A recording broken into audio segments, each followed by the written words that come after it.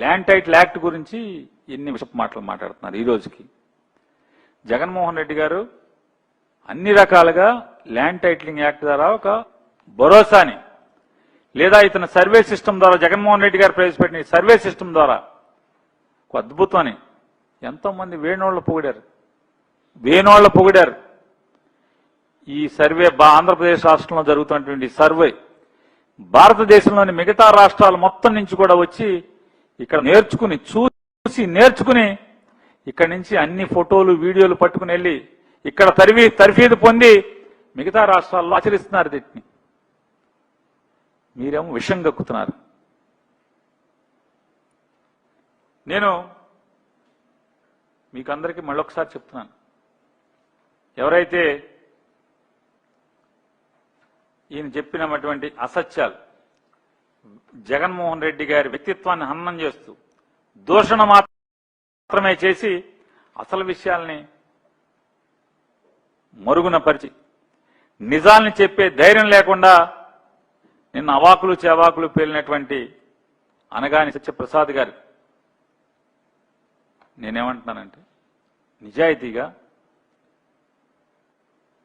మీ పరిశోధన, మీ అభ్యాసం,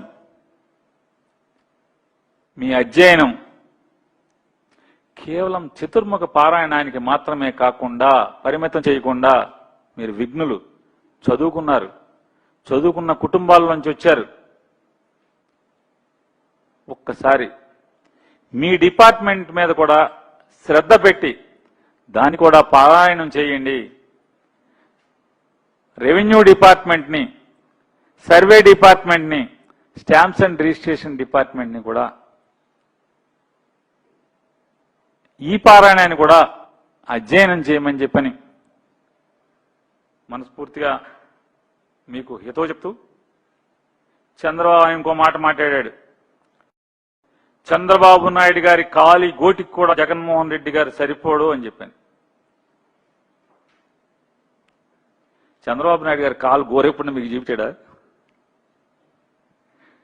ఎవడన్నా చూసినోడు ఎవడన్నా ఉన్నాడా అని అడుగుతున్నాను. దేవుడికి కొబ్బరికాయ కొడతా, దేవుడికి దండం పెడతా, దేవుడికి పూజ చేస్తా కూడా బూట్లు వేసుకుంటారు కదా ఆయన.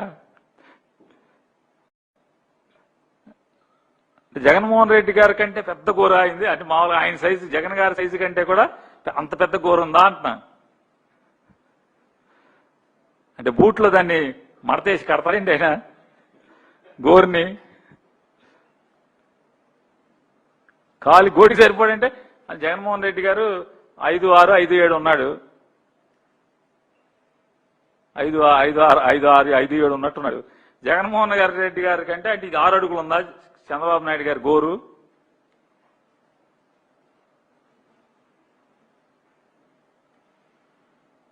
కాబట్టి డార్లింగ్ మంత్రి గారు కాస్త ప్రజల బాగోగులు, ప్రజల యొక్క అవసరాలు, దేవుడు నీకు ఒక అవకాశం ఇచ్చాడు. జగన్ గారు మడిగట్టు కూర్చుని ఆ పాతి కొట్టనన్నాడు కాబట్టి నీకు అదృష్టవశాత్తు మంత్రి అయ్యావు. తప్పేం లేదు, మంచి పేరు సంపాదించుకో, స్టేట్స్మెన్గా ఎదుగు. బూతులతో, అసభ్య పదజాలంతో చంద్రబాబు నాయుడు గారికి పరమానంద భరితుని చేయటం కోసం, నీ మంత్రి పదవిని కాపాడుకోవటం కోసం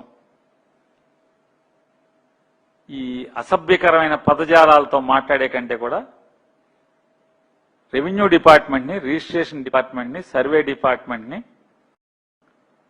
చతుర్ముఖ పారాయణం అంతా కాకపోయినా అంతో ఎంతో కాస్త అటు ఇటుగా దాన్ని కూడా భావించి అధ్యయనం చేసి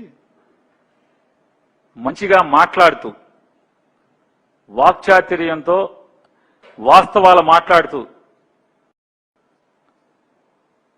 దేవుడు అవకాశం ఇచ్చాడు కాబట్టి ఎదగమని చెప్పని జనం దృష్టిలో అద్భుతమైన మంత్రి అని చెప్పి, అనగానే అనేవాడు అద్భుతమైన మంత్రిరా అని చెప్పి, ఆంధ్రజ్యోతి రాధాకృష్ణ అన్ని తప్పుడు మాటలు రాస్తున్నాడు. అతను డార్లింగ్ మంత్రి కాదు, 5 స్టార్ హోటల్లో పైరువీలు చేసే మంత్రి కాదు.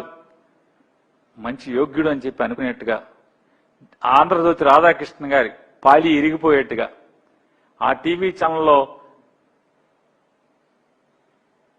డబ్బా మీద రేకేసి గీకినట్టుగా మాట్లాడేటువంటి ఒక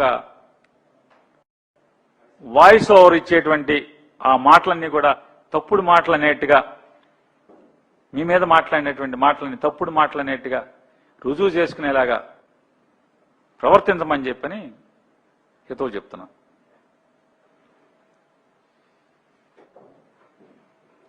ఏమన్నా నన్ను ఏమైనా చీల్చి అండాడాల్సిన ఏమైనా ఉన్నాయా? నేను అనగానే సత్యప్రసాద్ లాగా పారిపోను సీతను మొత్తం అంతా.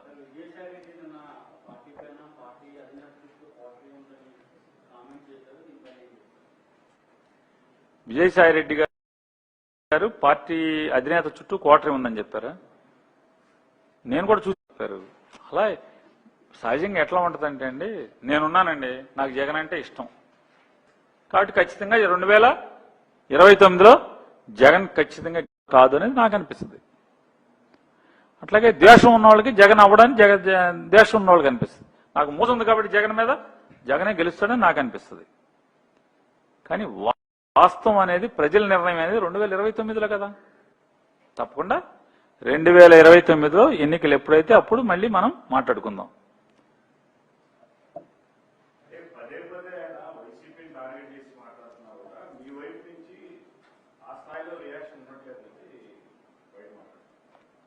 అంటే ఆ కాటా ఆ స్థాయిలో మీ కాటాలో కాటా ఎవరండి? మరి ఆ స్థాయి అంటే మీ కాటా ప్రకారమే స్థాయి అంటే, లేకపోతే మీ స్కేలు అదే కాటా అంటే తూకమేనండి. మీ తూకం లేకపోతే మీ స్కేలు ఆ ప్రకారం అంత చేయలేకపోతున్నామనే మీ బట్టి అదే అనుకోండి. ఏముంది పెద్దది, పోరాటం చేయలేకపోయాం, అధికారం లేదు కదా, పోరాటం చేయలేకపోతున్నాం అనుకోండి. ఏముంది దాని గురించి తప్పేముంది? ప్రజాస్వామ్య దేశంలో ఏ వ్యక్తి అభిప్రాయాన్ని